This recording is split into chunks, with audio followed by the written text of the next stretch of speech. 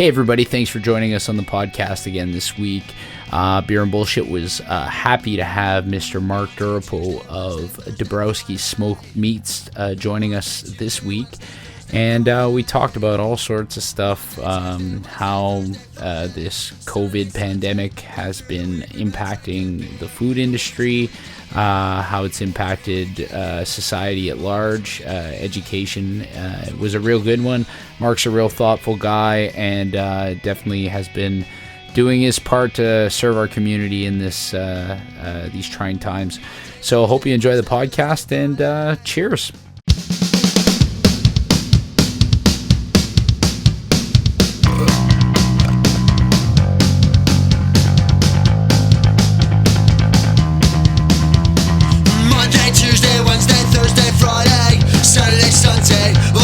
We've been drinking beer, and we'll be drinking when you get here. Thinking, will I ever be sober? Hoping this will never be over. And I'm drinking beer, and I'll be drinking when you get here. We started drinking liquor, so we could get drunk quicker. So we are hanging out, Beer and Bullshit, with Meat Man Marc, not Man Meat Marc, as the internet personality goes. But yeah, hey, how's it going, man? Pretty good. Tired, but it's been a crazy couple of months, man. I love, he says couple of months. It's been like 3.5 weeks.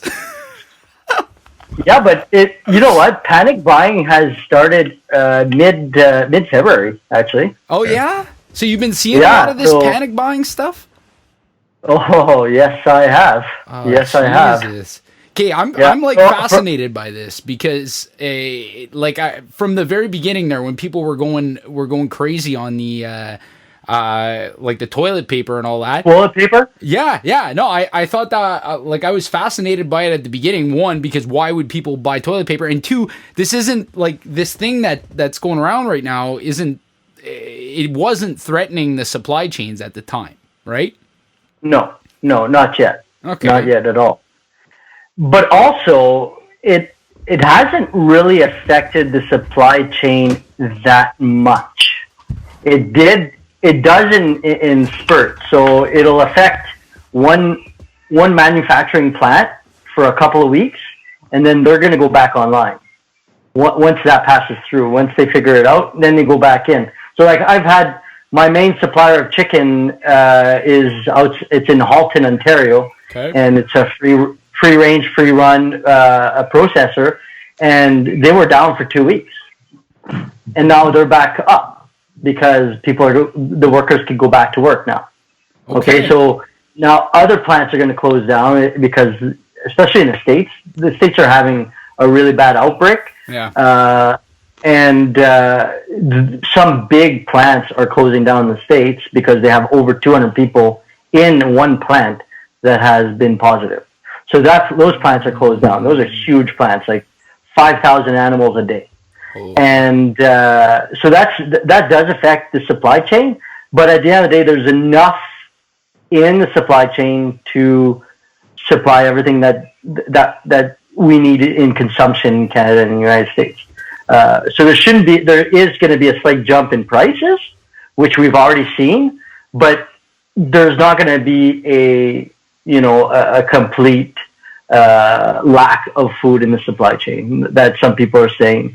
I think the media is having a frenzy on this. They are announcing, this plant has closed down and it's going to create huge shortages. Mm. But it's one plant out of 150 in North America. You know what I mean? So it's not, unless we see half of them go, then we'll have real issues. Yeah. But right now, as we go and as we see the curve being flattened out, that we're starting to see in Ontario and Canada, we should see improvements in the supply chain risk as well. So I don't foresee, being in the market and talking to buyers and sellers all day, we don't see a huge risk right now. Okay.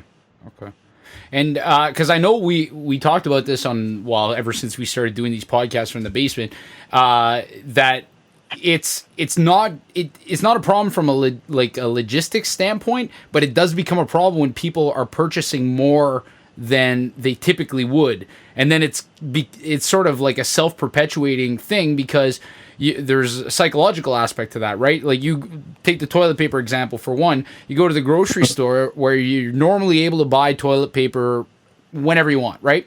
You show up there, somebody's cleared out the aisle. The next time you go there, you might not clear out the aisle if you see the toilet paper on it, but you're going to buy more than you normally would. And if everybody else does that, then suddenly the consumption side becomes more, and all you need is one disruption on the side of production, and you're creating a shortage that didn't have to exist in the first place, right? Correct. Yeah. And you're seeing a good example too of that is la levure.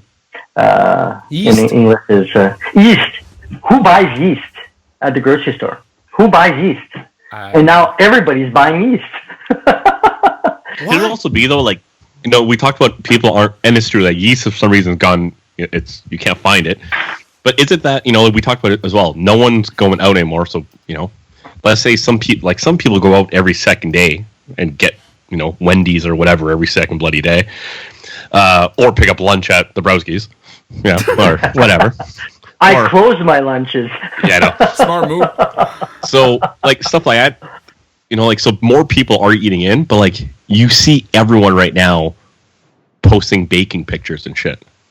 Yeah. So everyone's baking, so, you know, if they're going to be using yeast or doing whatever type of cooking with that or baking, like, it's something that, you know, the grocery stores never really had to have that much in stock, and now just with a few extra purchases, like, well, shit, we don't order this very often. Like, all right, I guess we get back on it. And, like, you know, they just order what they usually would order, but that doesn't keep up because people are home doing nothing. Yeah. Yeah, that's an interesting component to this because you can translate that to any aspect, right? Like, now that there's been a change in, like, collective behavior, the need for different products has changed, right? Like, gasoline is a big one. Like, what? Sure, the price of gas is completely low, but we sort of realize that gas is worthless if you go nowhere. Mm-hmm. Correct. Right, so it's I don't know. We've sort of had this imposed on us now, so everybody is changing their behaviors, and now the market, I guess, will respond. We'll see what it looks like. Mm-hmm. And it's a good point where you're talking about how people were going out every second day, every day. Like, I used to see clients come into my shop like 4 or 5 times a week.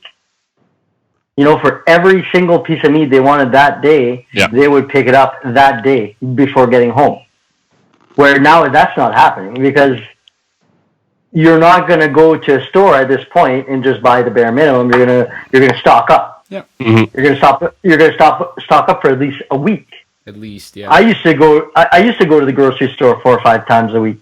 Yeah. What do I need for dinner? Okay, I'm going to run into Metro, quickest place, run in, grab a couple things, leave. I Yeah. didn't have any onions. Like, shit, I got to go get some onions. Yeah.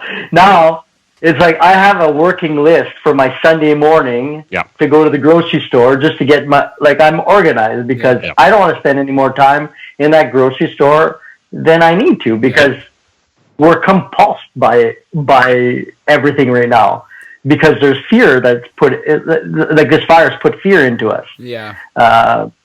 And it's a real fear. It's not fake. There's real people dying. There's real people being sick. Our nurses are in the front line working on these patients without the proper PPEs, which is starting to get better as we're going further. But this is real. It's not fake. And a lot of people are saying, well, you know, it's not that bad right now.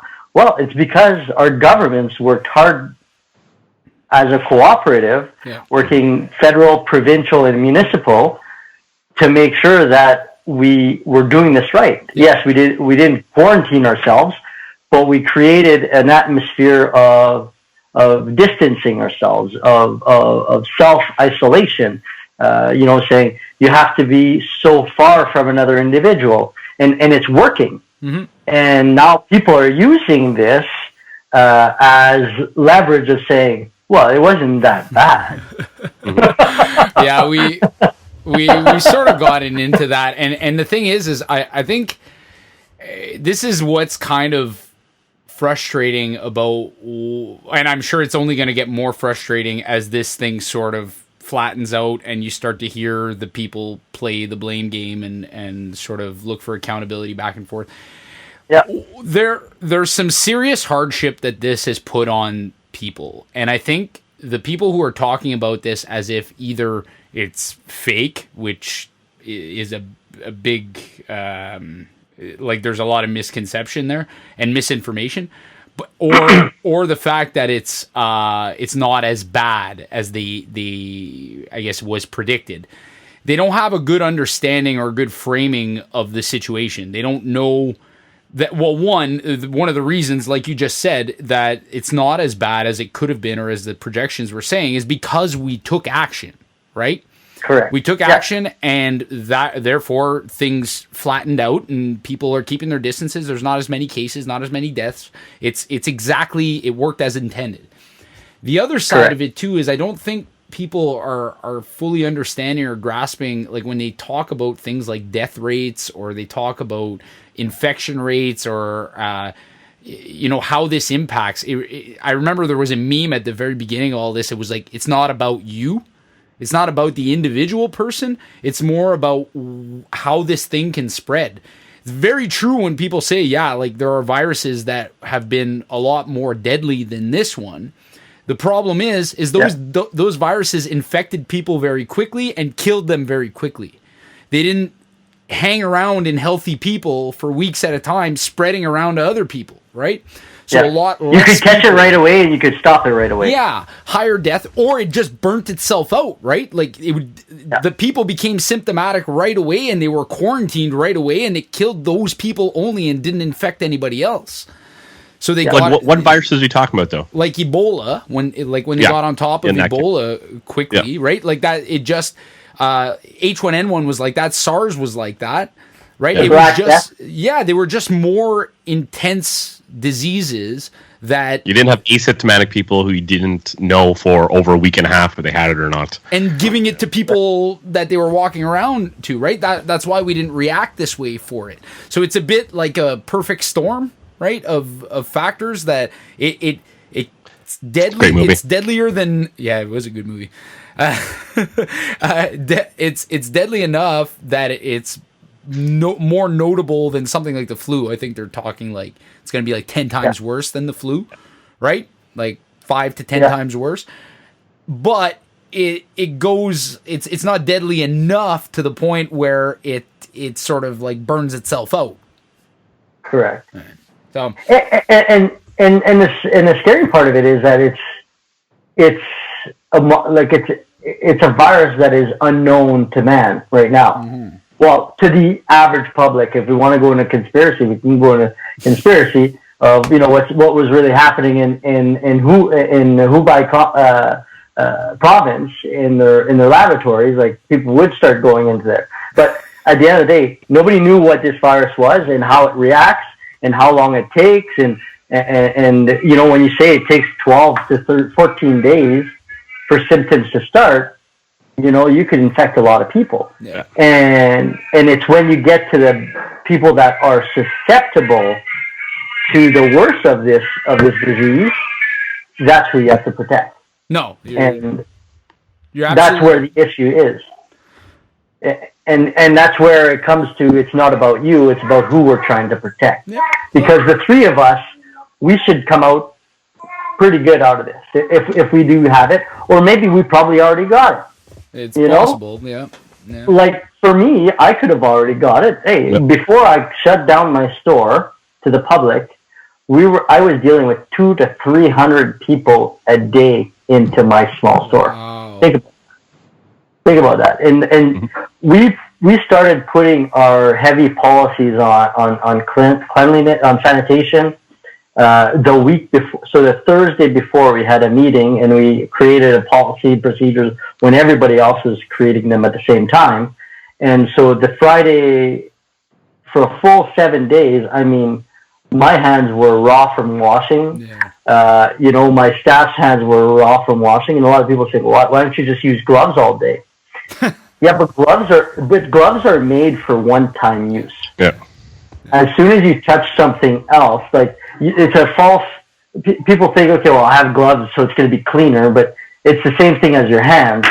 If you use your hands and you walk around the shop and you touch something that's dirty, and then you go touch another spot that now you're creating you're dirtying that space.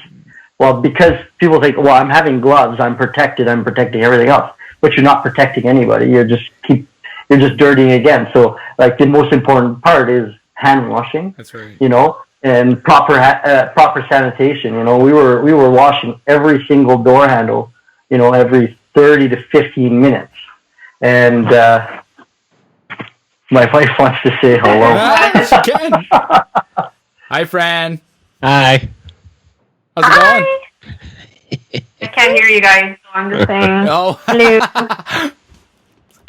And so, that was quite a bit of work. And so when COVID-1 happened at night, which was 11:30 at night, that's when I decided I had to change what was happening in my store. Because before that, if you ever walked into that shop, filthy. Just stuff all over the place. They finally put in a cleaning procedure. Thank God. This, if there's some good that comes out of this, there might be more sanitary food handling procedures over at Dabrowski's. Yeah, exactly. The raw chicken just sitting on the raw beef. Yeah. We're just full of alcohol everywhere. Just it. but I do find it curious because, like for you, the net effect of this has been probably the fact that people have been coming to your business more, right? You've seen more demand on your business. So, that comes with its own hardships, I'm sure, like longer hours, having to have, like you called it, right, a month-long marathon sprint. Yeah. I don't know. It sounds like the worst event in the world. But there's other people that it's caused other kinds of hardships, like where things like job loss or not being deemed essential, not having their business running, and loss of revenue on that front. Not to speak of even the bigger difficulties of, like, if somebody in your family or you yourself had fallen sick, right? Mm-hmm. But I find, like, kind of getting back to where people have been sort of scapegoating or looking for some kind of convenient answer to this, right? Like, it's not as bad as whatever. I'm finding that a lot of the people making those comments end up being the people who have been impacted in that way, right? Where it's had a pretty significant negative effect. And to some extent, you can't blame them for sort of glomming on to the most convenient answer. And it's easy to fall into the trap, especially with the internet now, with circulating the COVID truth. That truth. I've seen it. Yeah. The first documentary of COVID-19. Peer-reviewed YouTube videos. There's going to be a loose change for sure. What's that, Jay? There's going to be a loose change version of COVID-19. They're going to be deconstructing the whole thing. And that's the problem with those videos, is that, and even like somebody, like, say somebody releases their own testimonial thing on how they don't think it's true. I'm not going to go into anything else, but you can have a 20-minute or 10-minute rant with no one saying, that's wrong, shut up, that's wrong. Like, picking out the different things. So, like, if you are into it and then you're like, well, I'm going to go listen to this person and their argument, like, you know what? That was 10 minutes of that person talking. Good points. But no one else is saying, wait a second, can't do that. Yeah, but Jay, I think that works mostly on people who the answers provided in whatever video they're watching explains their problem away, right? Yeah. I agree with that. And like, people who are looking for a reason that, like, to explain the problem away, like, they're looking for something else already. Yeah. And just, they see it, they're like, that was awesome. Yeah. But if they would have had, like, let's say it was a one-on-one interview on CNN and there was a doctor next to it saying like, that's not how that works. That's not how that works. We do that because of this. It never would have been like, it wouldn't be the same. But the one thing because I think we're sort of buzzing around the elephant in the room here. There was a video circulating online recently. Yeah, you're gonna go there. No, we won't go there, and it won't go there in the way you think. Because when I saw that and I watched the whole thing, and I mean I clearly it was a wrong perspective. It was wrong. It was a wrong perspective on the situation, but I sort of felt for this person who was bringing out, I was sympathizing, and one thing that sort of disturbed me was how this was being circulated. Right, somebody ripped that video off of a Facebook page, posted it to an anonymous YouTube page with the comments disabled, and regardless of how wrong the claims were in that video, and I feel like this is this is great pod in how Jay would say it, right? Yeah. We're talking about something that most people we're not are just gonna be like, what the fuck are you guys talking about? But as much as that was the case, I don't think anybody's ever been ridiculed out of their bad opinions. Right? Yeah. Mm-hmm. Like you ever make fun of somebody until they change their mind and said, you know what, Mark, you really have a good point. I was a fucking idiot. And, no, I think more understanding and like less public shaming should be a little bit, you know? So I take it, I watched the video for about a minute because I couldn't take it. And seems to be the reaction of a lot of people. Yeah, and I kind of go back to early February when, or mid-February when, actually it's funny, my mother said this. She says, this is going to spread, and it's going to create discomfort. It's going to create fear. People are going to react in different ways. And people are going to make bad choices. And we got to come back to who are we as a community, and we still have to be human, and we still have to be kind to others during the rough times. Yeah. And that was a perfect example of an individual that is extremely stressed out because this individual's livelihood and everything that this individual has worked for can be lost overnight. Yeah. Yeah. And this was this individual's way of venting. Yeah. And of trying to create change. But I think, you're right in the wrong way. Yeah. We can't break the law. We can't go away from what we are trying to achieve as a community. We're trying to safeguard others, not safeguard ourselves. Go ahead. I'll let you start. Sorry, I don't want to jump on you. And at the end of the day, I think it was a perfect example. And I was explaining this to other people during the day because I see a lot of people bringing the bags to their vehicles and whatnot, and a lot of people were talking about it. And that's what the message I was trying to portray to everybody is: let's remember who we are and what we're trying to do at the end of the day. People will react differently. People will be affected differently. I am so lucky in the position that I have with a food market, food business, is that it's safeguarded in any way, in any type of economic times. Everybody always needs to eat. Mm-hmm. And so I'm humble, but I'm also humble for the people that are going through the roughest times. There's so many businesses down Wilson that cannot operate anymore because they are not essential. Yeah. And I talk to them, and they're in tears. They're stressed out about their finances and things like that. They can't apply for that $40,000 from the government for that loan for 2 years because they don't have enough payroll. But they still have a $4,000 rent to pay every month. Yep.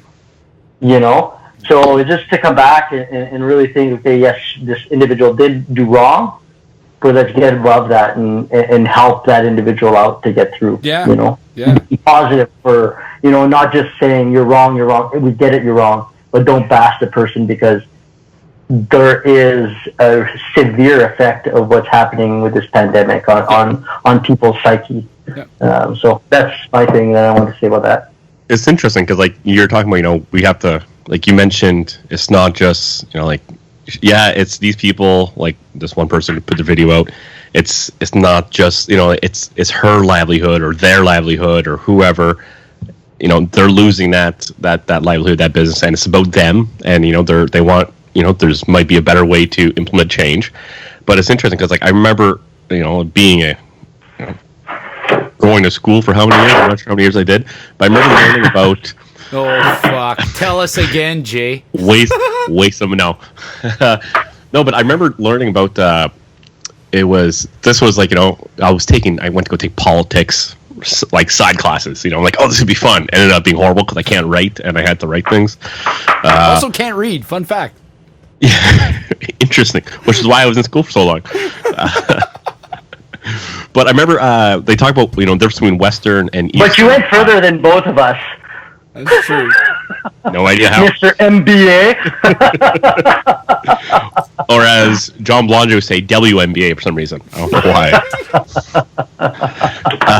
But I remember the difference between Eastern and Western societies, how Western are individualistic and singular, whereas Eastern societies were always community-based.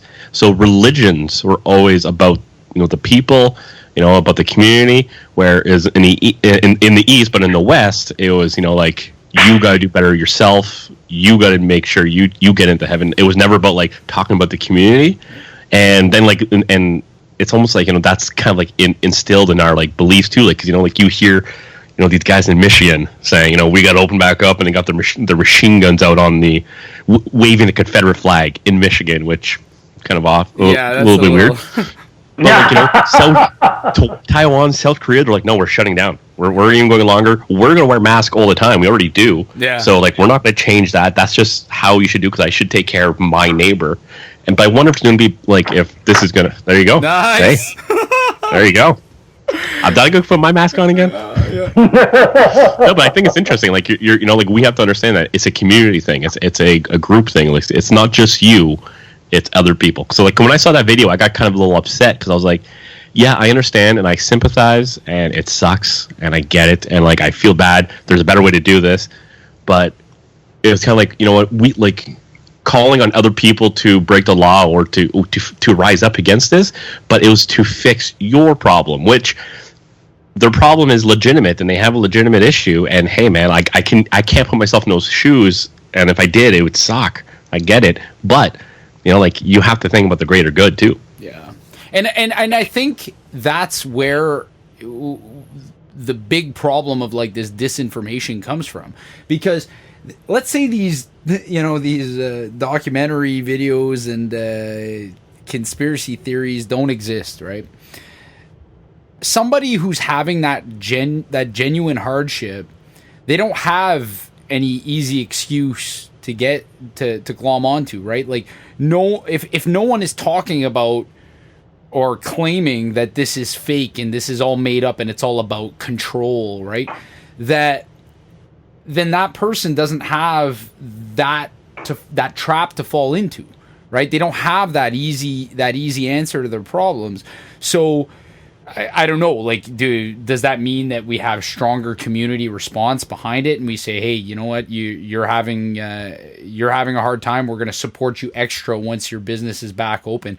And I don't know, like, I feel like in this time, people who have been able to keep working and have been able to I don't know, keep earning a paycheck either from home or their business is redeemed essential, that kind of stuff, like, you've got to start to ponder to yourself, what's your responsibility as a community member, right? Like, do you want to live in a strong community? And if you do, then you would be looking locally at, like, I mean, it's so easy to buy stuff on Amazon right now, but, like, maybe make the extra effort to look around, you know, spend a little bit more money. You're making a really good point there, Corey. Thanks. I've seen it myself. I gotta leave now. Yeah. No, but like it is driving that force of buy local, buy Canadian is extremely strong right now.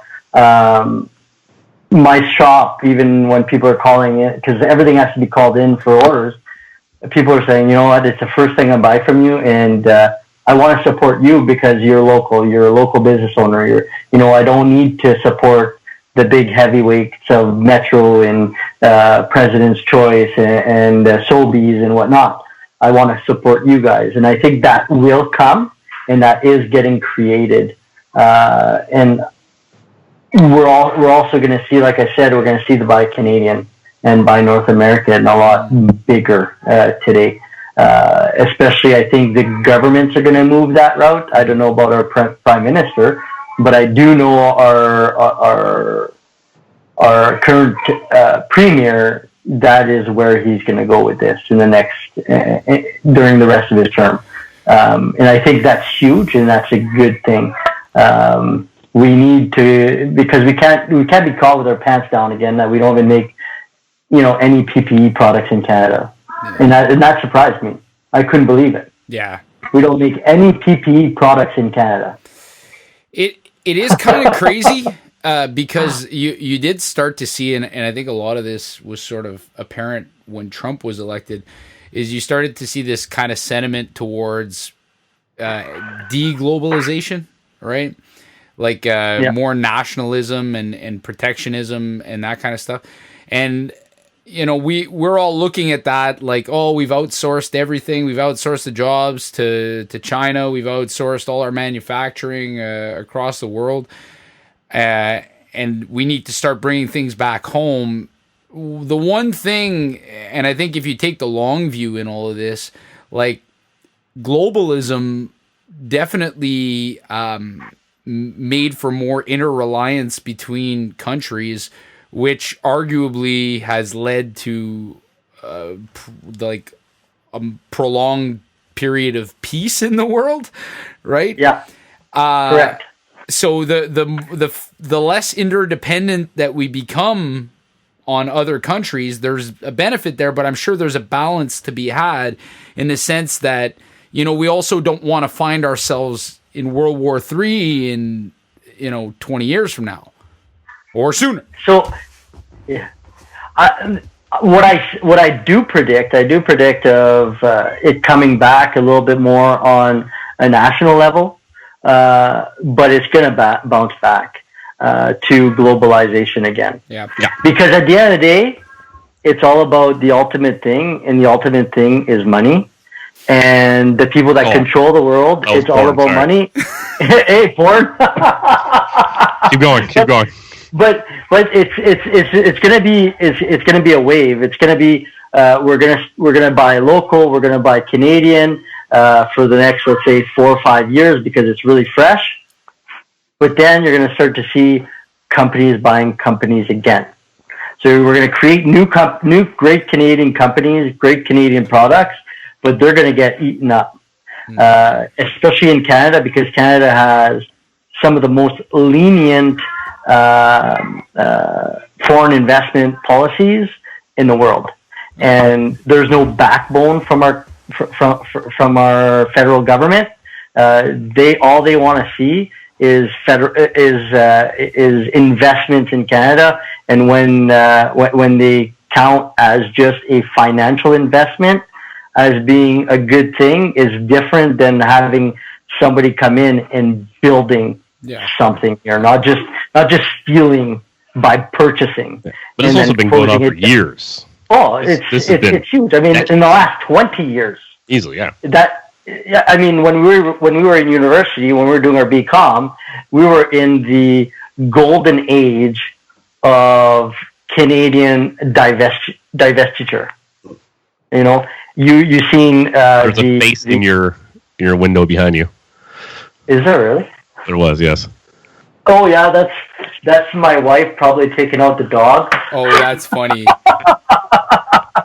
That was funny. That's really funny. Sorry, go ahead. What are you saying? But yeah, so I think we're gonna see a rise in, but I think it will have a long lasting effect. But we're gonna go back to where we're at the end of the day. I think 2 points about that. Yeah. Sorry, Corey. If you want to go ahead, I'll let you. Go ahead. So 2 points, and I agree 100%. I wonder. So I have a feeling when it comes to PPE, I think you'll see a huge purchase on like trying to stock up and making sure we have a national stockpile waiting, blah blah blah. But that's after different governments coming in and out, looking to save money. The repurchasing to get rid of the obsolete equipment, that'll slow down, and those stockpiles will dwindle in like 20 years, and we won't have that stockpile like we should. That'll be the one thing, and I think everyone kind of like that's kind of like Mark's saying, after 20 years, even when it comes to instead of just economics, just locally. But I then think I wonder if there'll be kind of an increase on that, like that breadbasket idea, like how in Canada and Ontario, dairy production has to be a level of Canadian. When it comes to eggs or whatever, there's certain products that have to be we have a percentage of Canadian farmers have priority, and we only allow so much foreign investment in those products. I wonder if there'll be an expansion of that, especially when it comes to food or other essential supplies. Will it be opened up later on? Most likely. But I wonder also, and I think, I'm not sure if you guys agree if you think that will happen, but I wonder if this also gives a bit of a push to, the dairy industry, who are trying to keep American companies at bay, if this kind of helps them with their argument. Well, what you're saying, I think, kind of speaks to the point I wanted to make initially was, I think you're going to see a lot more companies talk, like, rather than prioritizing quarter to quarter profits, it's going to be more resilience, right? Like, how can they build up? And I think to some extent the breadbasket concept that you're talking about, right? Like building up reserves of some kind. Like, how much can you weather? Like, are you going to fall apart at the first sign of a, whether it be a recession or be an environmental issue? You've got to think that some of the smartest corporations out there are thinking about, the coming effects of climate change as well, right? Yeah. Like that there's going to be a lot of disruption in business activity. Pandemics, one that I don't know wasn't really in the front of my mind, probably somewhere behind like nuclear war, but it happens, and look how much it's disrupted our lives. Like, we recorded fucking 4 podcasts in a row. Like, clearly this has been a big change. So and I finally had time to say yes, I'll do one.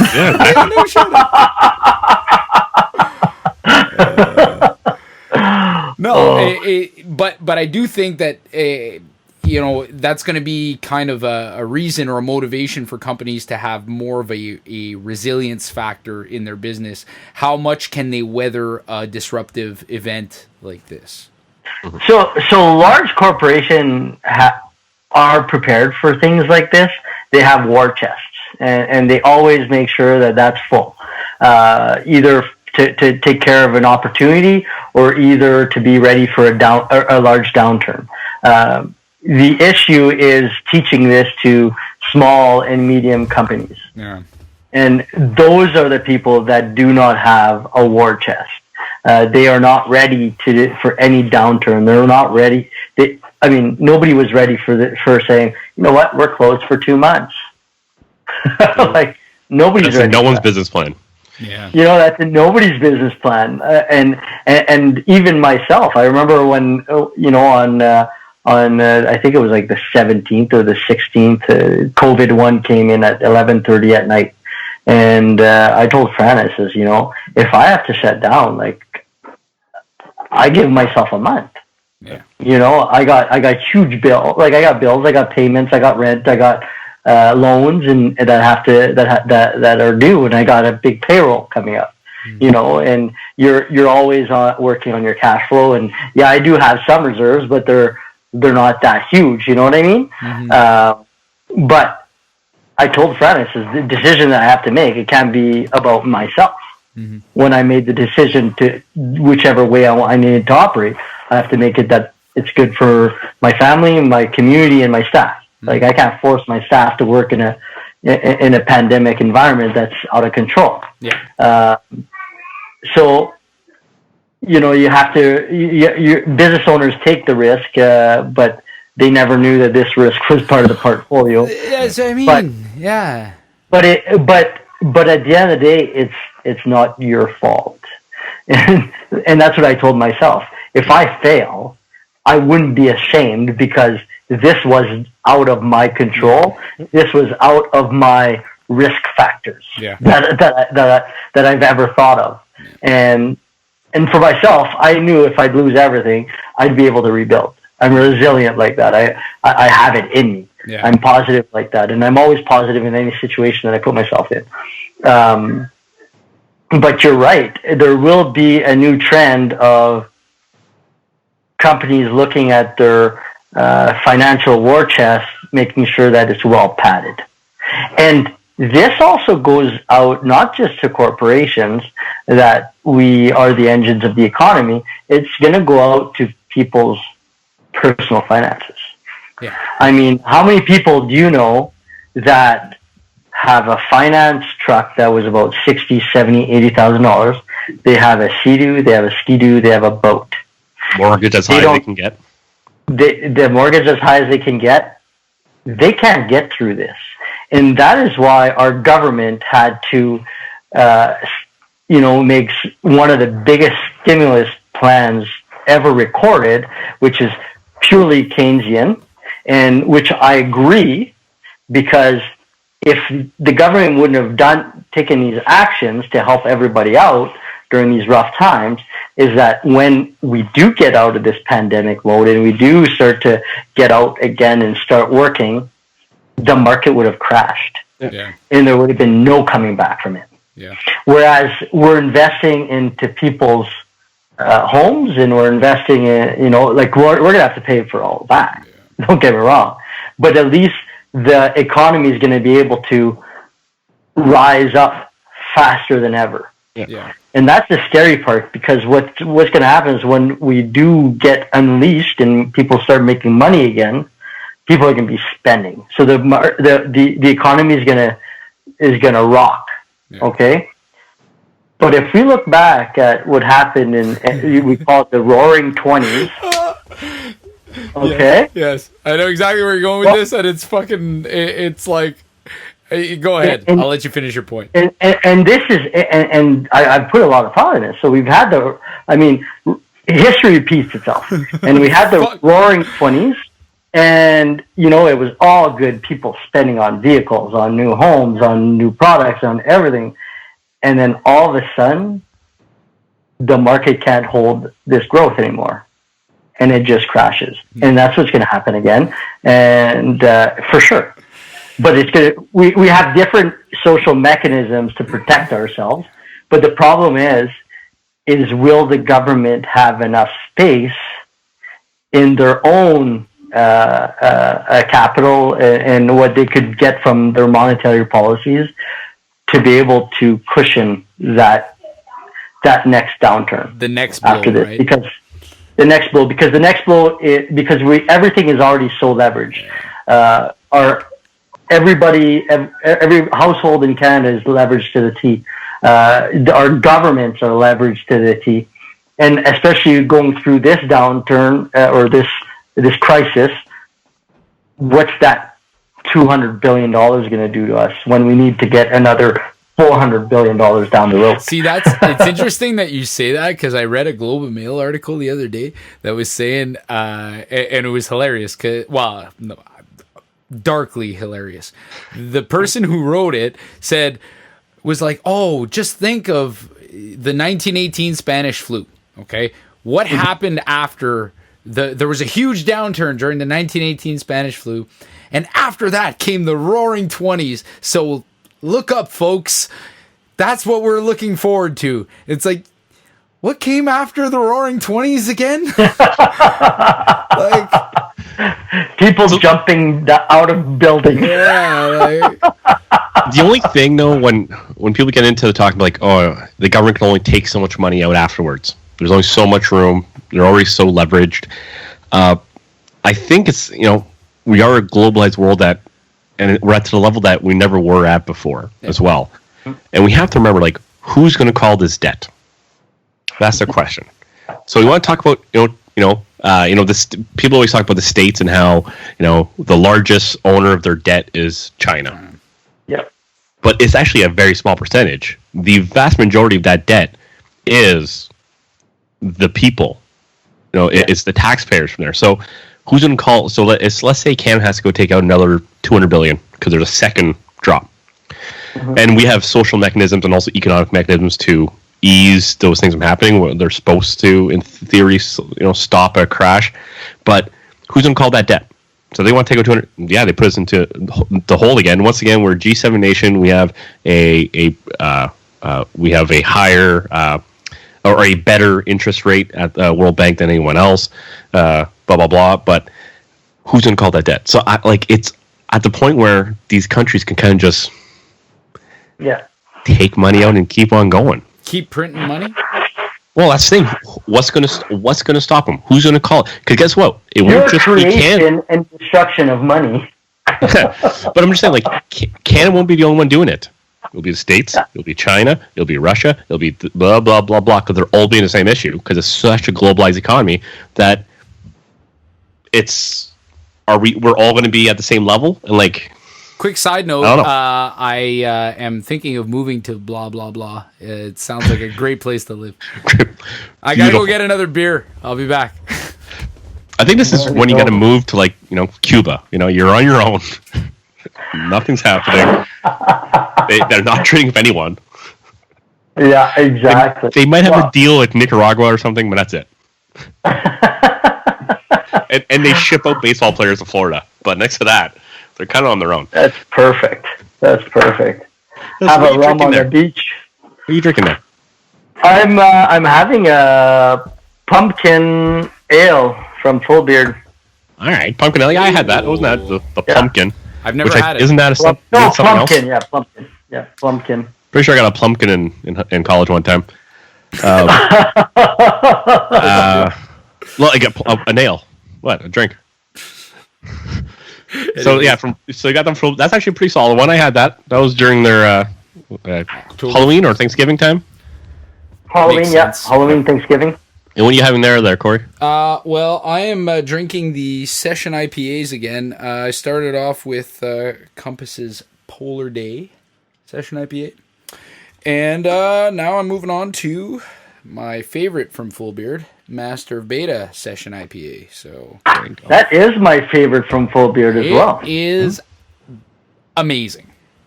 I gotta say, it's a beer that you can drink all night, and it's got some serious flavor. Today I'm going with the hipster, the hibiscus ale from Compass. It's the one from Compass, like not the one, but it's my go-to at Compass for sure. Yeah, nice. But yeah, and it's supposed to drink with a tulip glass or a Weizen glass or whatever. Weizen glass. You're drinking it out of a glass. No, I'm drinking out of. This would be a tulip, I think, technically, or that's a tulip glass. Yeah. Yeah. I think next week I'm going to drink out of a measuring cup. Might as well. This is what happens. I haven't done dishes since quarantine started, and I would say that I'd show up with my hair all fucked up, but I got no hair anymore. So yeah, is that why we can't see you in the video? Yeah, I think so. You can't see me in the video, really? No, 100%. You're fucking kidding me? I see your hand. Ah, no. Is that better? There we go. Okay, you couldn't see me at all this whole time? I see you. Pretty much. Okay. I see you. As long as you. Well, it's because I don't. I'm I'm on a cell phone. You're on a phone. Okay. That's why. You're scaring Do you also me have there, it set Derps. to voice or whoever's speaking? No, how do I do that? There's a couple different ways. Yeah. Derps is joining us from a low-tech podcast studio. I've been working Hey, from it's a sad for song. a while now, so I've been using all these different video conferencing things. You guys are lucky working for government and government agencies. Jay, I'm gonna have to cut this part out because we have a strict "we don't talk about where we work" policy. Oh, okay. Funny, we never say where we work, but we talk where everyone else works. That's right. It's the whole point of the podcast. Why would we have Derps on if he didn't work where he worked? Yeah, exactly. We're giving you dozens of listeners. That's right. Oh, man. I have a question. Sure.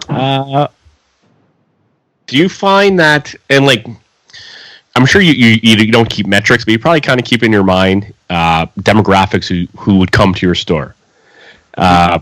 I would assume before you took over, it was probably an older demographic, like my father and stuff like that. I'm assuming because of your connections to the community and people you know and friends. I'm sure the demographic that would come was younger. Do you find that it, let's say our demographic, let's say we'll say 30 to 45 or 30 to 45. Do you think that has increased during this time? Or do you think you've had a bump in maybe an older demographic? A huge bump in older demographics. Okay. Oh yeah, I would probably say at this point right now, we're probably doing about 60% of our business to over 50 right now. Really? Yeah, and that's because they're staying home. All they want to do is they don't want to go walk around in the grocery store to get all their stuff. They're planning out their week with my bundles that I've created, and then they go for their quick milk, eggs, essentials, paper products, soap products at the groceries once a week.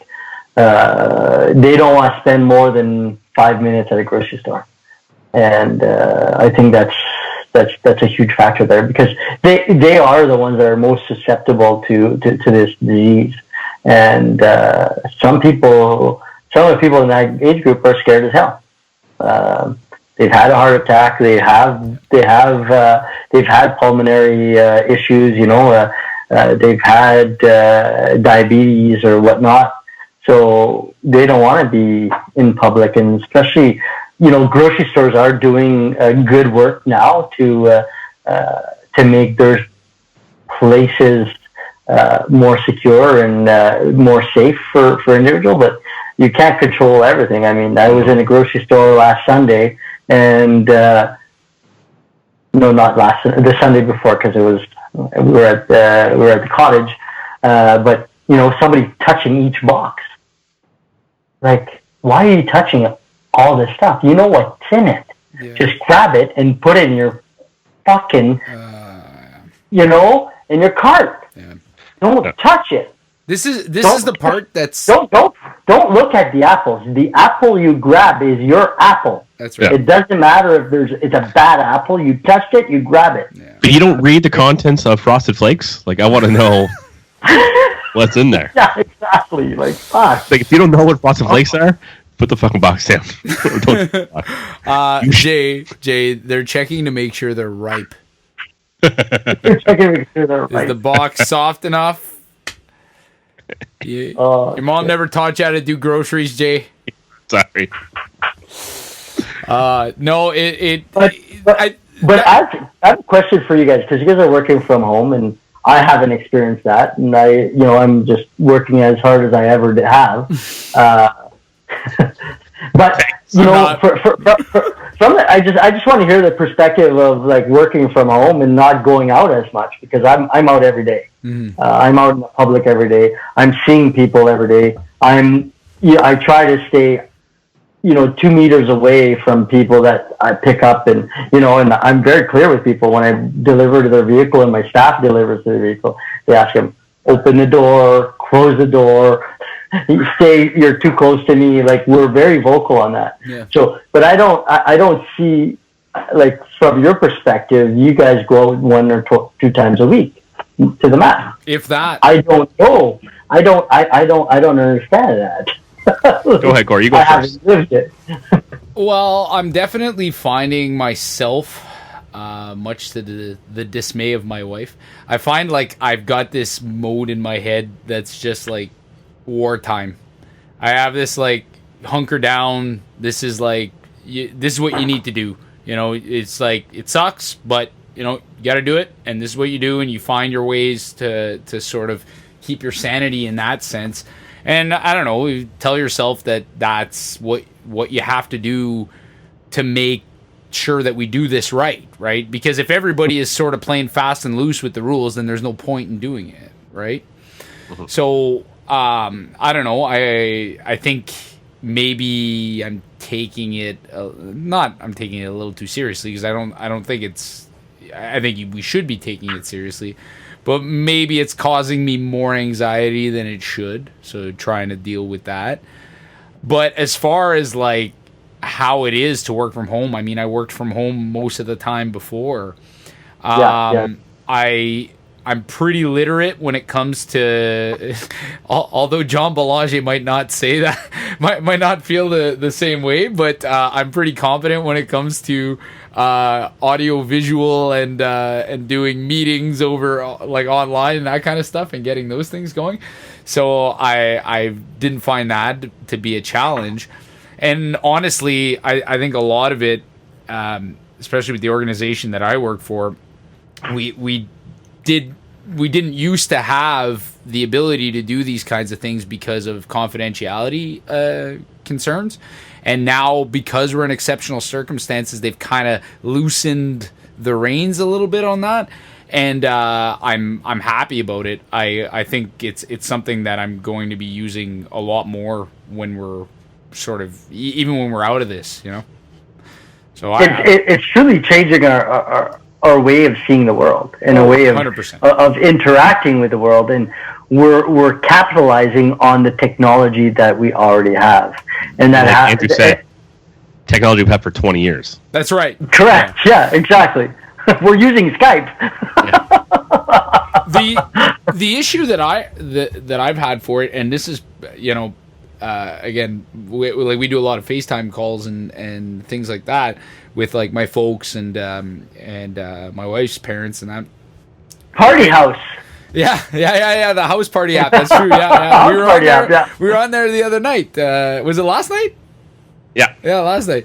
It's kind of a cool little app there. You can play games and stuff on it.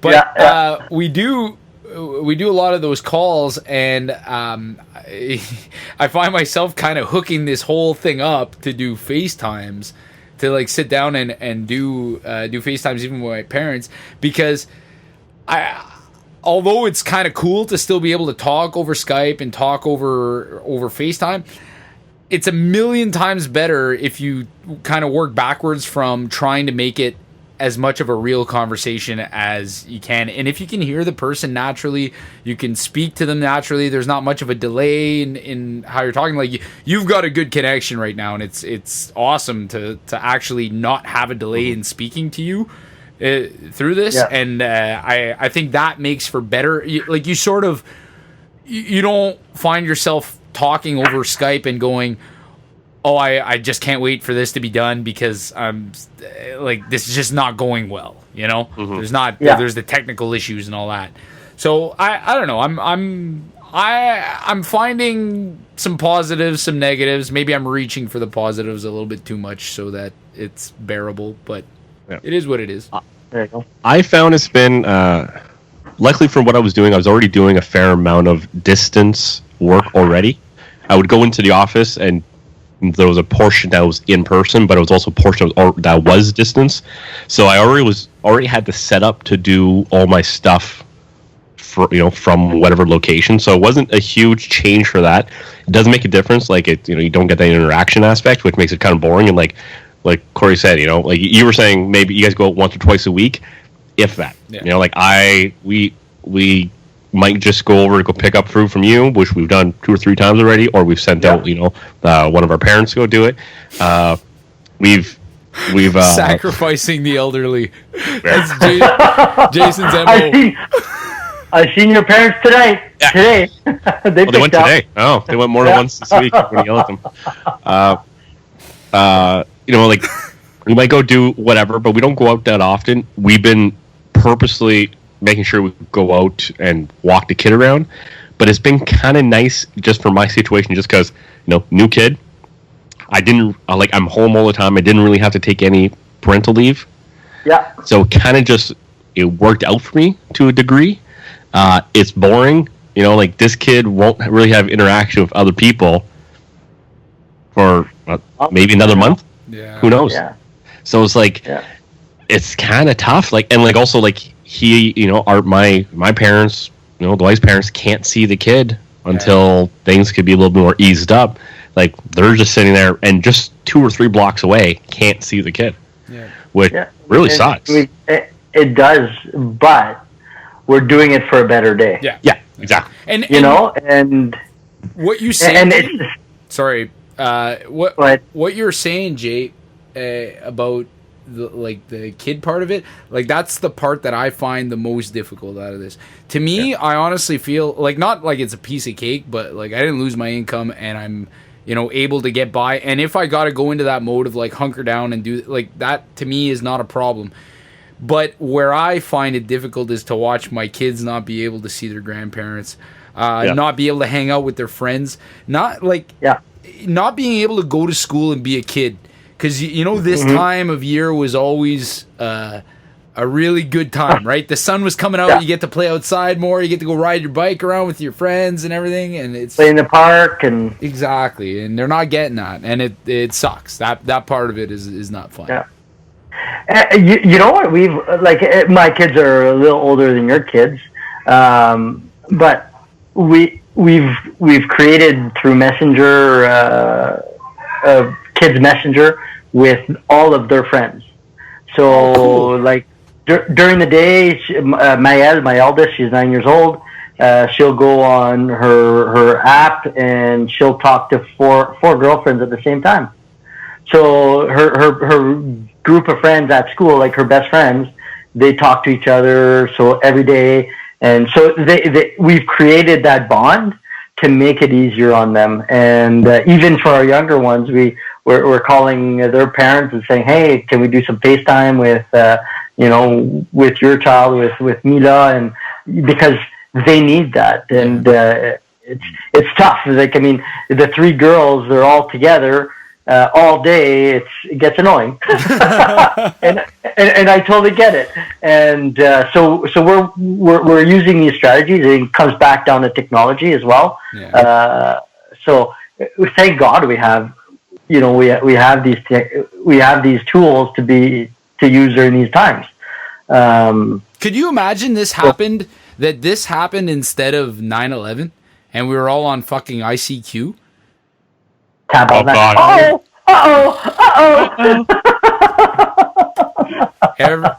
At the McGee household on a 56K connection.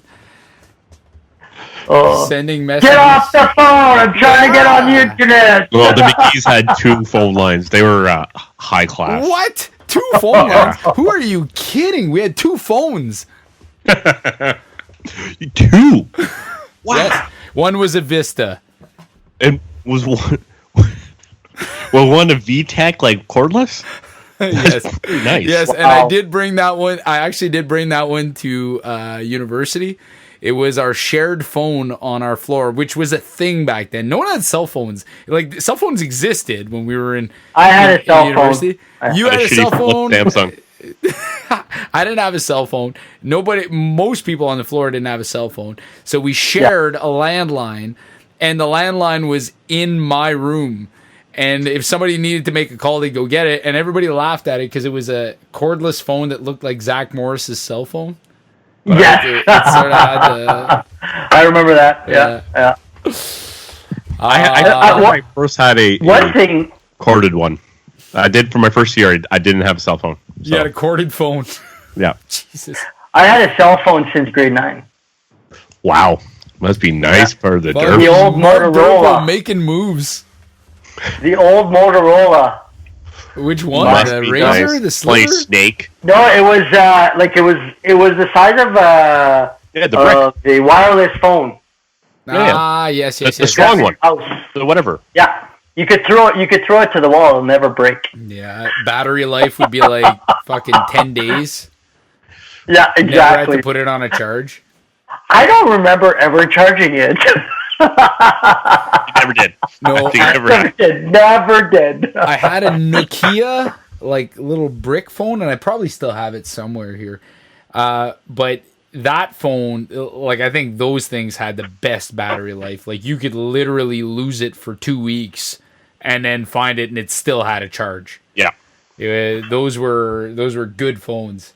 Back then when phones only made calls, and if you wanted to text, you better be there for a good 10 minutes. Oh, wasn't there T9 texting? That T9, that's what I mean. T9 texting. Yeah. Like you were sitting there. You got quick at it though. You got fast. Yeah, not me. I once got a $1,500 phone bill. Jesus Christ. What'd you do? What porn were you, or phone sex lines? What do you call it? Derps was calling You know what Russian hot tip lines. You know what had happened is, I think it was in university, I had downloaded the NHL app to keep me updated on all the games, and it was running in the background for a month. Oh, okay. And it cost me $1,500 fucking dollars. Did you have to pay it, or did you call and tell them, yeah, I don't have the money to pay? I don't have the money. It didn't work. It didn't work. I had to pay it. Yeesh. If not, they were going to go after my credit. And then 2 years later, the government made it illegal to do that. So I tried to go back on it, and he told me Too late. He told me where to go. Told you no, sorry. Rogers got you $1,500. Yeah. Hey, speaking of Rogers, did you see the announcement today? The Premier and Lecce, they were talking about... Today. What's that? No, I was working today. Oh, Why? yeah, well. Hey, this happened over the lunch hour. Okay. I guess one of the big problems with this online education and communication with students and teachers is that some kids, you wouldn't think this, but there's a lot of people that are not connected to the internet. They don't have any internet access. The digital divide is bigger than we actually know. Yeah. Some people just don't there's no option for them to have internet, right? Either they can't be connected, or they rely on cell internet. And then if you're in a place with poor cell phone reception, then you're completely fucked, right? So I guess one of the steps that they've taken, like the provincial government, they announced a partnership with Apple and with Rogers today, that they're going to be providing low-income kids from low-income families with iPads and unlimited free data, to communicate with their teachers, which... That's a huge step. Like obviously, and they did point out that they're purchasing all the iPads at a discounted price, obviously, because they're buying a fuck ton of them.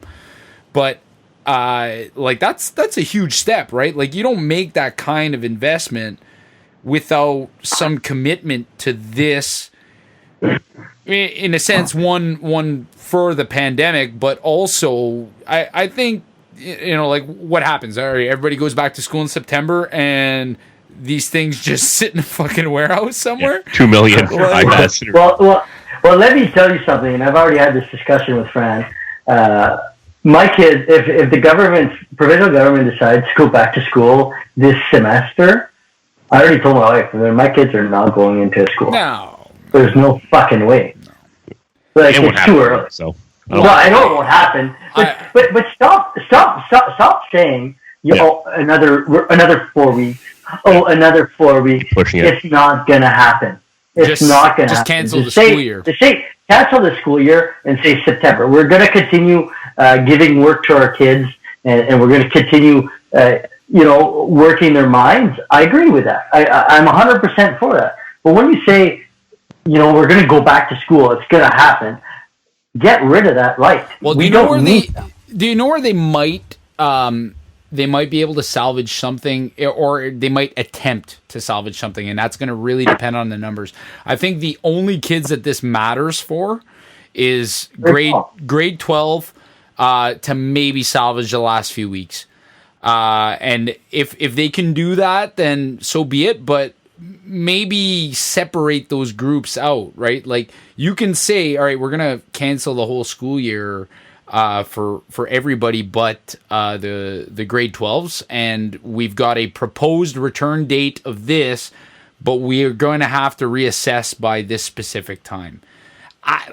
Again, we're not the policymakers, and we're not we don't have to deal with the political implications that come with something like that, so I don't know why they keep just extending this by 4 weeks every time.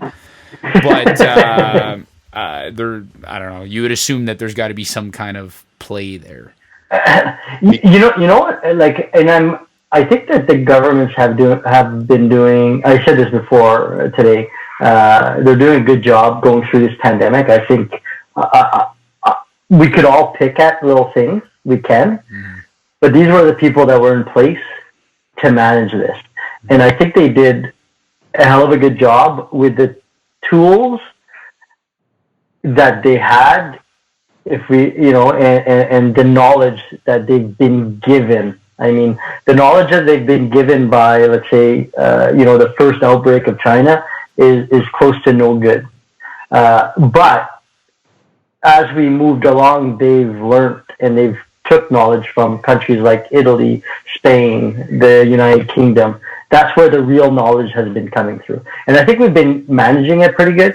But I think where there is a lack that I think we need to work on is starting to educate people a little bit more on getting them ready for when they start to tell us we can go out a bit more. We can, but this is what you have to do. Yeah. Yes, we're telling people wash your hands and it's all, but it has to be a little bit more educational, and it has to be a little bit more in your face through any means necessary. People need to know, people need to understand, and through every democratic, from poor to demographic, from poor to rich. Yeah. That is the step that they need to take today, so that in 2 to 3 months from now, we are ready to go out back into a restaurant, to go back into a school. We haven't gotten that education yet. So until that happens, no school could be open, no public venue can be open, no concerts, no hockey games, no sport events, nothing, until we've gotten that proper education and we've gotten the proper policies and procedures in place to make it happen. I agree. Yep. Yes. But I want to bring something back, and I agree. There's no. You're absolutely right. I never said that to Mark before, but you're right. But you were talking about when we talked about you were talking about the iPad thing, and like how a lot of people don't have access to internet. I know, being from this, us being from this, area of the province, we automatically assume, the far north. But you know what? It's actually surprising. You go to southwestern Ontario and these little farming communities outside of, Windsor, Essex County and stuff like that. There's barely cell phone signal. They have crap internet. I had buddies come up and we were driving and we were like, they wanted to take, photos, star photos, whatever, because like we have such good sky. But like if you drive, I know it was crazy. I'm like, okay, that was funny. And they're like, it's funny. They would be like, man, this sky's so nice. I'm like, I don't know, that's what it looks like. Like, what are you talking about? That's what it is. But to them, they don't get to see it. They live next to Detroit, and it's just there's no stars. But it's funny. Like, think about if you drive from here to Sudbury, you essentially don't lose cell phone reception the entire bloody way. You go to North Bay, almost the entire. There's very few spots where you don't have connection. You can be on the phone the whole bloody way, because we had government dollars put into Northern Ontario to somewhat prop up and have cell reception here for for emergency needs and for that requirement. That's not like that. You get like out of London, there's spots where you do not have cell phone reception, and you are only 200 kilometers away from Toronto. Center, yeah. Large center. It's crazy how like we assume it's those remote communities, but there's a lot of small little communities in the middle of nowhere in southern Ontario that have that issue. We think it's us, but it's also that. Yeah, that's true. I think a lot of people's perception is the fact that you look at communities where they're lacking in other ways, right? Like lacking in economic activity, that you think, oh, they're not connected to the internet. But I know like the cell phone reception on the highway between here and Sudbury, like that 144 used to be garbage, complete garbage. And then there was investment in that, and you like it used to be as soon as you turned off the 101 to the 144, you lost. Well, never mind that. By the time you hit like the Walmart on 101, right? Yeah. You lost complete cell phone reception, and then you didn't get it till like maybe like what, Chelmsford? Yeah, like Dowling, Chelmsford. And now you get it solidly up to the watershed, and then you get a good signal there. Yeah, after the watershed, you have a good spots. Yeah, there's some spots you don't get it, and there's some hilly spots where you're caught out. But overall, like it's not that far away to get reception. Yeah. And there are no communities there. Like there's nothing along that 144 stretch. Yeah, like I try to tell my buddies, like if they come visit, like if you leave Sudbury, you gotta gas up. Yeah. Like, cause they don't assume this. They're like, oh, I got, we got so much in my tank. And like, my one buddy came up from motorcycle. I'm like, gas up. Like, I don't think you understand. Like, if that gas station is closed for some reason, if the watershed's closed, you ain't getting gas for 300 300 kilometers. Like, gas up. You're going to be asking somebody for a ride. That's for sure. Yeah. No, that's it's true. Yeah, that's an interesting thing because it's that's true. Government funding that did that too. That is not private industry, because private industry, if you ask Bell and Rogers, like, hey, you guys going to set up towers all the way up to 144, to be like, are you fucking kidding me? Why would I do that? Like, we're going to help 4 people. They walk. No, the only reason why I started is because of government funding. So we do have these extra, there's a lot of stuff, infrastructure we don't get because we're so far away, but there are some things, and telecommunications is one of them now. We're actually okay. Yes, we don't get some other stuff, and it takes us a little bit longer, but we're not that far behind. Yeah. Yes, if you want to talk about the far north communities, that's a whole ball of wax. But yeah, it's surprisingly not here is the issue. It's weirdly these places you wouldn't think there would be issues. So this is kind of a side point to that. Infrastructure projects. I know the past few podcasts we've been trying to speculate on what the world looks like after all of this, right? Before the pandemic, there was a big push towards big, massive mass transit projects, right? Like bullet trains and things like that. What do you think public transportation looks like?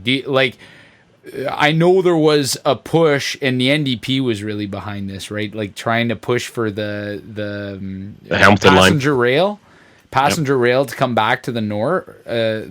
Yeah. Like, what do you think the appetite for something like that's going to be, given the fact that people need to be in close quarters together? I think there's going to be a hiatus on all this planning for at least 2 years, until we really understand the effects of COVID-19. Once we know, okay, is it with us forever? Is there going to be a cure? Is there going to be a vaccine? Or are we all going to be immune to it after this? I think it's all going to come down to that. We will continue to truck along. No, we will. I don't doubt that. But I think it's just going to be a push away until we could really assess what actually happened. Okay. Because right now we're on a day-to-day. Everything changes on this, from this disease. Every day we're learning new things. Every day we're changing processes and policies.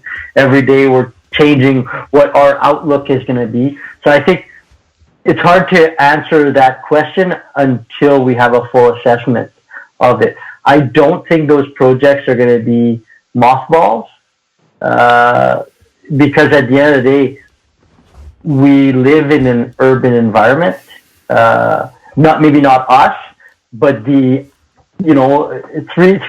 of the world is living in urban areas, and it's the only way to move people. But there will be a push from working at home a lot more today than there is for people to say, I'm driving into Toronto to go work for an hour. You know what I mean? I think a lot of non-essential, it's going to create that, there's going to be less people traveling to work and more people working from home. Oh, I think we're going to see that for sure. I think a lot of companies are going to start seeing that. But sorry, I feel like I should reframe that question, because I think you're right in the sense of COVID, like a coronavirus, COVID-19, right? Like, yes, we're going to get past this, though we're presumably going to find a vaccine, and people are going to get immunized for it, and that particular threat will be sort of something in the rear view mirror, right? But what I'm more thinking about, like, before you get on a public like bus or a train or somewhere where you're shoulder to shoulder with somebody again, and it doesn't have to be you or me, it just has to be like a certain group of the population. There's a lot of us that before this were going about our lives happily unaware of pandemics in general, right? Yeah. Yeah. Didn't understand them, didn't understand what it meant to have a virus sort of take over the whole world, have everybody go under lockdown, right? So to me, it almost feels like there's going to be a certain portion of the population that is going to remember all of this, right? And before they get on a bus again, or they get on a train, or they get on, and that's a little bit what I'm wondering is this big push for like efficient mass transit that we used to have, where people were like, yeah, you know what, I could I could sit beside somebody, a foot away from somebody else for a 3-hour ride across the country, on this fucking this train that's going like high speed rail. I don't know that those people are necessarily going, or there's going to be as many people that are going to be signing up so enthusiastically for that. But Corey, I think this might be, and I might be wrong, but I think we're looking from a lens of being from a Northern Ontario thing. We are a transportation, we are a driving culture. Even there's a bunch of states like that too, where everything's if you're in Montana, it's a driving culture, all that stuff. Everyone has their own vehicle, everyone drives. But in the larger urban areas, the Torontos, even the Vancouvers, Montreals, the metro is the way to get around. So these people, to them, it became back to normal, and that's the larger portion of the population of the country. And if you look at South Korea, Taiwan, China, Japan, guess what? It's still the metro. Like overall, people are going to still they're going to get over that fast, and they're already kind of over it, and they will be over it. Will there be no new investments?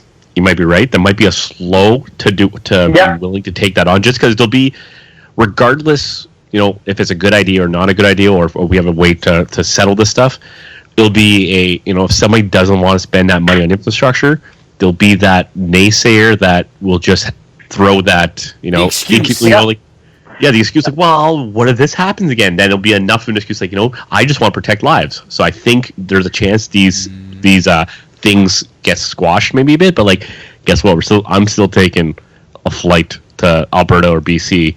If I need to get to Alberta, BC, because I'm not fucking driving. It's interesting you say. It's interesting you say the China thing, because I think we'll learn a lot of them by them reopening, right? Yeah. So them reopening, and are you going to see the crowds on the on the subway, on the trains, right? Like it'll be interesting to see. But it comes back to my earlier point of educating people. Yep. Of what you have to do in public. Don't put your fucking hands in your mouth. You know what I mean? What do you mean? Well, if you're at home, it's fine. But I think it's going to be putting that back into people's heads. Yeah. Hey, today they announced starting tonight at midnight, anybody in an airplane coming into Canada or leaving Canada or flying in Canada has to be wearing a mask. Oh yeah. That's the new policy of flying in Canada. So if you're taking a flight coming into Canada from the United States or from China or from anywhere, you better have a mask, because if you don't have a mask, turn back around, get another plane ticket somewhere else. Really? You'd think that they would just stock masks for people to give them that as they're walking on the plane. Well, they probably that's probably going to be what they're going to be doing. I don't know. I don't know the exact implications, but that's the new policy that came out today. Starting tonight at midnight, anybody going into a plane has to be wearing a mask. Man. Yeah, see, okay, I'm glad that you're bringing up PPE on that front, because I did want you to talk a little bit about this Volun Shield project that your folks have going on, because I think this is fucking great. Tell us how this came to be. Like, where did they get this idea that they wanted to do that? Fuck, you look good. Thanks, buddy. So my brother lives in Belleville, and his brother-in-law is a teacher at in Belleville. What is it? Which college is in Belleville? Loyalist? Yeah, Loyalist College. So he's a teacher in Loyalist College, and I think in manufacturing and processing. And they have a 3D printer at the college. And a lot of Chad's extended family is in the healthcare industry, and so I guess they came upon a site or somebody else making these masks for PPEs, and they got into it, and they did the call for fundraising in Belleville. And my parents, you could see my parents really want to help during this pandemic. They were calling me. They were asking, Mark, can we help you? I know this is going to be tough work, and because I have the duty to feed people in Timmins, and that's why I continue to go to work, and not only for financials, but because we have a real duty to feed people. If I call I've called the health unit, and I've talked to them about, if somebody gets sick in my place, like, what do? You keep trucking. You keep feeding. You're essential. Yeah, they can't. They go home. They isolate for 14 days, and then we go from there. But so going back to my parents, they really wanted to help, but I didn't want them at my place, because we had a very high risk that one of us at my shop would catch COVID, because we've had a fourth layer of individuals coming into my shop that were related to COVID-1, COVID-2, COVID-3. Gotcha. Okay? So we had a high risk that we would be infected as well. So that was on my mind when I closed down the shop for like 2 weeks. Do I have it or do I not? Yeah. And talk about anxiety, that's probably the highest anxiety I've ever had in my life. But my parents, so they really wanted to do something, and then they seen that, and they're like, we want to do this in Timmins. We want to help her, because my sister is a nurse in the front line. She's in Emerge.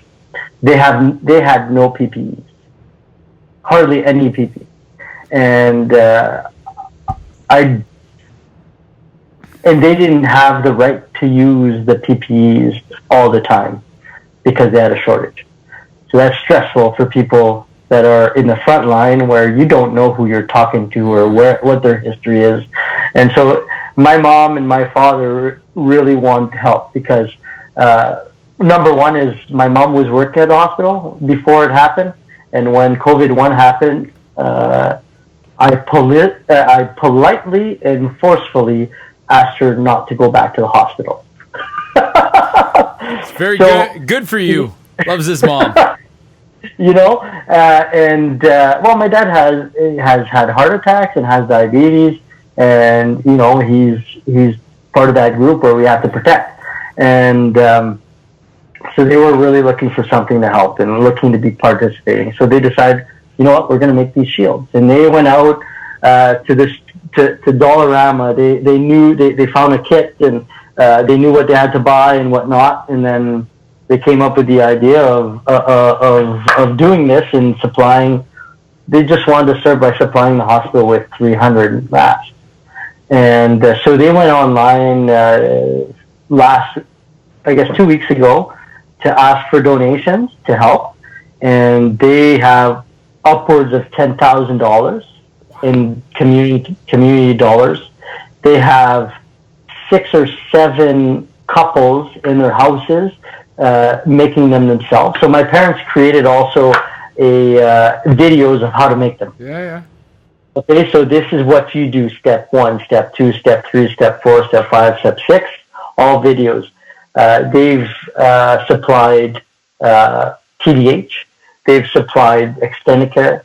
They've supplied the Golden Manor. They've supplied Pine, the one in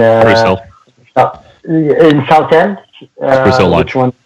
Spruce Hill Lodge, and a couple. The women's shelter. They have a list online also, and they're going to be driving to Lady Minto in Cochrane. So that's the hospital in Cochrane. They're going to be supplying the hospital in Millisburg, Erica Falls. Sorry. They've sent some to the jail. So they're really, really helping the community. A lot of the community's members have helped out as well, not just in donation, but also, giving them boxes, giving them gas and whatnot to be able to do all this. And they're very humble. They're very happy. But they've also had call-ins from. They helped create groups in Saskatchewan, help groups in St. John's, Newfoundland. So they have quite the network from the work they're doing. They're doing great work. Very proud of my parents. It's amazing what people could do to help their community in times of need. That's awesome. So and real quick, cool. Where can people, like, if people are listening to this and they want to go check it out, do they have like a Facebook page dedicated to this, or is there anywhere that they can look them up? Yeah, so they could go to Lorraine Durepos' Facebook page, okay, and they can donate to Mario.Durepo at, I think it's at, let me just double check, okay? Yeah. What sure. I could do, I know I shared the video on my personal page. I can share the link or whatever on the if you share the link, that would be great. Yeah. Okay, yeah, we'll do that. Absolutely. No, that's amazing stuff. Oh, did we lose Derps? He fucked off on us, eh? Yeah, definitely. Sorry, we sort of got cut off there for a second, but that's all right. Hopefully we didn't lose that video. Fuck really? Me. No. I think we'll be okay. Yeah, no, you're all meant to save. Yeah. So that being said, anybody who's listening to the podcast now, I'd highly encourage them to go check that out. We're going to post that link with the podcast today. And they can donate. And Jay, you'll put that link to Mario's, what is it? Is it a PayPal account, Derbs?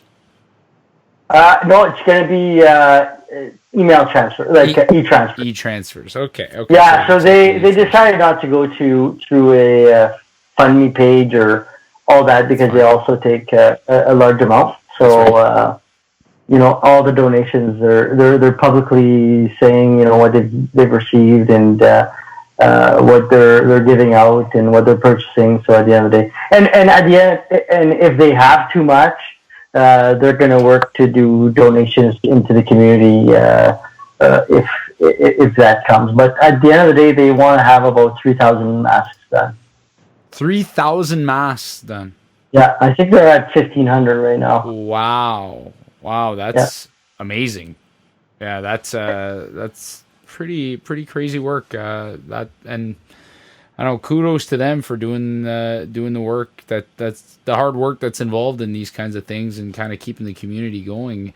And it's nice to see that's the reaction that we're seeing from a lot of members in the community, right? Like people sort of stepping up and finding ways to do what they can do. And I mean, even little things like when you see somebody kind of going out to pick up groceries for somebody else, offering to help out someone else, like these are the things we can do to sort of make up when the fact that we can't see each other, right? You know, I heard some people who compare this to, like Jay, you had talked about a couple podcasts ago. He talked about the Blitz, right? The Brits kind of hunkering down during the Blitz. And in certain ways, like I've read a lot about this, that the people who were involved and lived through that, they look back on it fondly because it was a time where they all kind of banded together, right? And they were sort of helping each other out. There was a big sense of community and all of that. And one of the weird parts about this situation is it's definitely a crisis situation where we could all be contributing, but it's also a crisis situation where we all can't be together, right? Yeah. Yeah. Like we all can't physically be in the same room and be helping each other out. So, I mean, it we made this point earlier that it's amazing that we're going through this at a time where we have this technology and we can sort of leverage it and stay together and sort of communicate through social media and all of that. So, definitely, it's something that people need to be doing. So it's cool. But I definitely wanted to talk to you about that. We are sort of coming up on our 90-minute mark here, and I'm mindful of yours and Jay's time. You guys got nothing better to do, right, Derps? You're not providing food to the community or anything? The kids are sleeping, and it's my weekend now. Good. Well, that being said, how about you let everybody know where they can find you? They can find more information on Dabrowski's and their delicious meat and produce bundles, and how they can order. Yeah, so we're on Facebook, and so you can go Dabrowski Smoked Meats on Facebook. Every week we post our new bundles, either fresh meat or frozen meat or fresh vegetables. We have fresh vegetable bundles for 2 people, fresh vegetable bundles for families of 4 to 5. We have fruits. We're going to be also coming online. Well, we have eggs. We're also going to be coming online with some milk and butter. So you can get all your essentials at our shop. And the kicker to our service is it's 100% touchless service. So we take all the payment information over the phone, either by e-transfer or credit card, and then we deliver to your vehicle or we deliver to your home without touching your vehicle, without touching your home, like your doors, whatnot. So it's really a good service that provides as much safety that we can think of to provide to the community.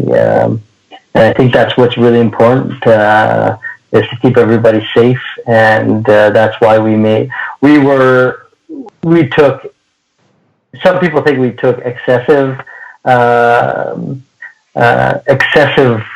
approach to this, but I think we took appropriate approach to what could have been, a really bad pandemic if we wouldn't have caught it in time. So I appreciate all the support from the community. I appreciate people that are patient with us. We have a really good turnaround time to our deliveries, really good turnaround times to our pickups, and it's very smooth. We've worked out all the,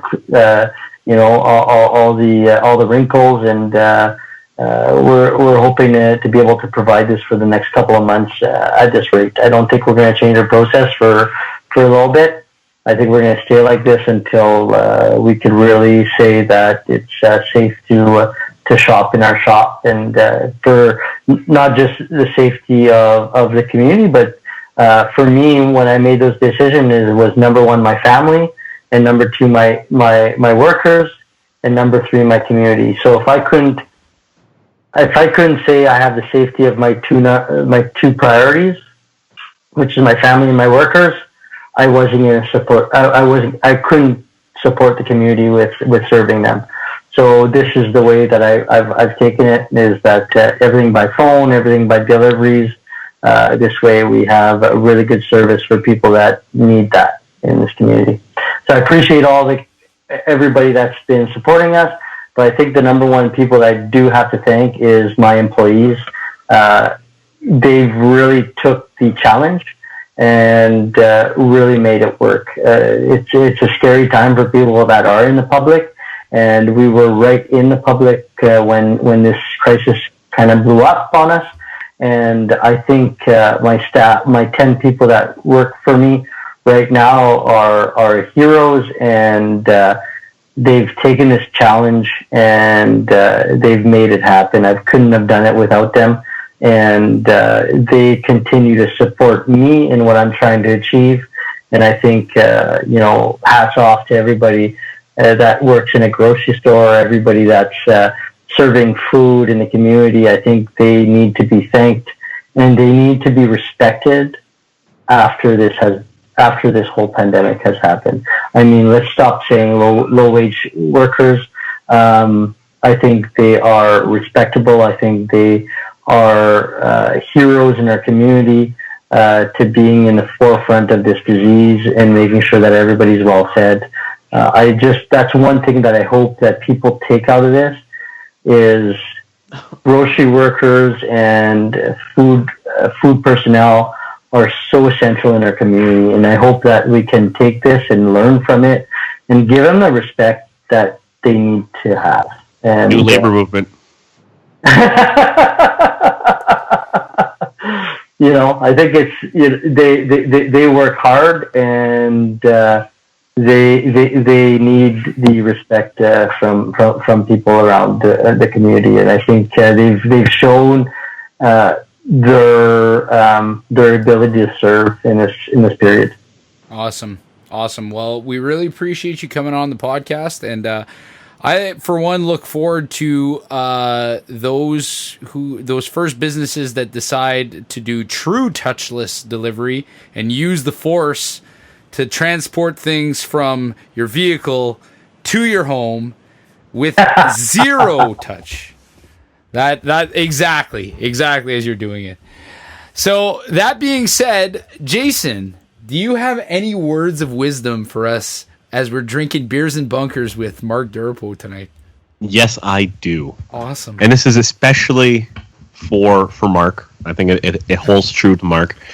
This is from Ecclesiastes, a biblical verse, chapter 9, verse 7. Go, eat your bread with joy, and drink your wine with a merry heart, for God has already approved what you do. Very good. Oh, cheers to that. Cheers. Cheers. All right, Thanks, guys. Mark. Cheers. All through the week we've been drinking